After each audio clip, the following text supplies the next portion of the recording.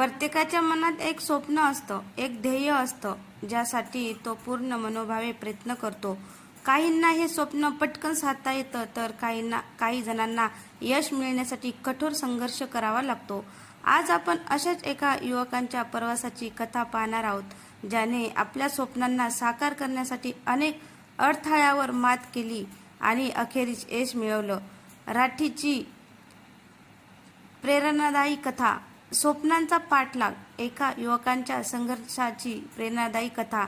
ही कथा आहे अर्जुनची. अर्जुन हा सांगली जिल्ह्यातील एका छोट्या खेड्यात राहत होता.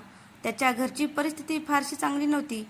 आई वडील कष्टकरी होते आणि अर्जुनला लहानपणापासूनच आपल्या परिस्थितीला बदलण्याचं स्वप्न होतं. तो नेहमीच म्हणायचा की मी मोठा झाल्यावर आपल्या कुटुंबासाठी अधिक चांगले दिवस आणेन. अर्जुनला. तर मित्रांनो, तुम्हाला ही स्टोरी कशी वाटली? स्टोरी आवडल्यास लाईक, कमेंट, शेअर करायला विसरू नका आणि तुम्हाला ही पूर्ण स्टोरी माझ्या यूट्यूब चॅनलवर ऐकायला मिळेल. धन्यवाद.